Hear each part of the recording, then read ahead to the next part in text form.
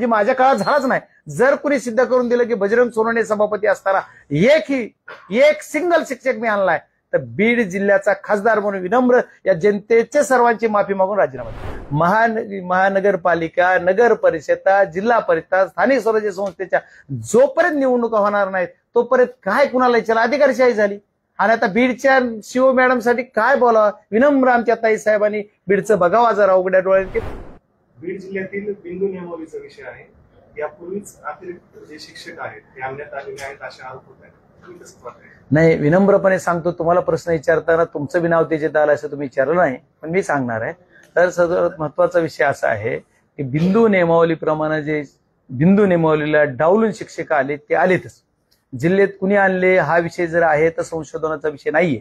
तत्कालीन त्यांनी आदरणीय पालकमंत्री महोदया तत्कालीन असणाऱ्या आणि आजच्या मंत्री असणाऱ्या आदरणीय पंकजाताईंनी माझं नाव घेतलं की आताचे असणारे माझ्या विरोधातले उभा राहिलेले निवडून आलेले खासदार त्यांचा सुद्धा त्याच्या संबंध आहे असं जर कुठं दिसलं, पण मी विनम्रपणे असं सांगेल की त्यांची ही जी बाईट झाली ती खूप दिवसापूर्वी झाली, पण ती आज व्हायरल कोण करते का करते मला माहित नाही। ज्या क्षणाला त्यांची बाईट झाली त्याच्या एक अर्ध्या तासानं असेल मला त्यांचा फोन आलेला, निवडणुकीच्या नंतरचा तो पहिला फोन, आणि त्या फोनमध्ये त्यांनी सांगितलं मला की बाप्पा मी तुमचं नाव घेतलं चुकून, तुम्ही त्यावेळेस नव्हतात, पण माझी चूक झाली, तुम्हाला जर कोणी विचारलं तर तुम्ही स्पष्टपणे सांगा। म्हणून मी आज त्याचा स्पष्ट खुलासा करतो की ते मी तुमचं नाव घेतलं, तुम्ही त्यावेळेस पदावर नव्हतात।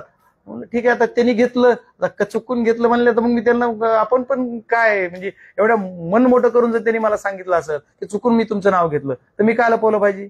माझी चर्चा झाली तर खुल्यामच म्हणणार, मला फोन आलता डायरेक्ट माझ्या फोनवर आलाय, त्याच्यामुळे मी चुकून बोलायचं काय करणार, तेवढा मला फोन आला, त्याच्यानंतर बी नाही, अगोदर बी नाही ना, आता काही नाही, तर ते फोन आल्याच्या नंतर पण त्याचा राहिला विषय तुमचा मूळ मुद्दा की जी बिंदू नियमावलीच्या डावलूनच हे शिक्षक आलेले आहेत, पण त्याचं रेग्युलाइज करायचं काम सुद्धा आदरणीय पंकजाताईंनीच केलेलं आहे।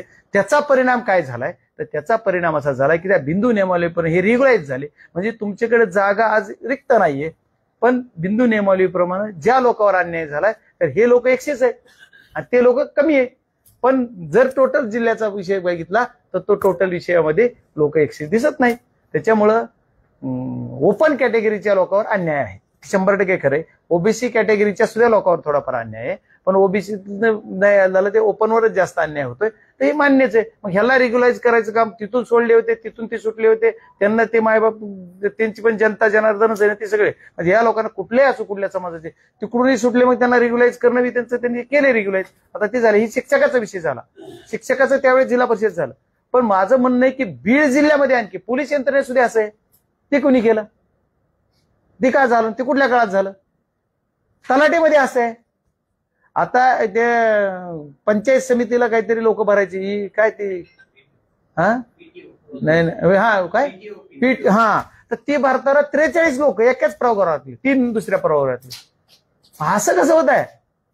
मग हे सुद्धा कुठंतरी म्हणजे थांबलं पाहिजे नाही करणार, आणि पुन्हा कुणीतरी म्हणणार की असं झालं तसं झालं, त्याच्यामुळे मग तो पुन्हा आणखी कॅरेक्टर होणार का नाही, या सगळ्या गोष्टीमुळे थोडंसं ते पण विषय आहे। त्याच्यामुळे बिंदू नियमावलीच्या प्रमाणे ही बिंदू नियमावली डावलूनच हा कार्यक्रम शिक्षकाचा झालेला आहे, ते मला मान्य, पण ती मी केलेलं नाही, म्हणजे माझ्या काळात झालाच नाही। जर कुणी सिद्ध करून दिलं की बजरंग सोनवणे सभापती असताना एक सिंगल शिक्षक मी आणलाय तर बीड जिल्ह्याचा खासदार म्हणून विनम्र या जनतेचे सर्वांची माफी मागून राजीनामा देतो।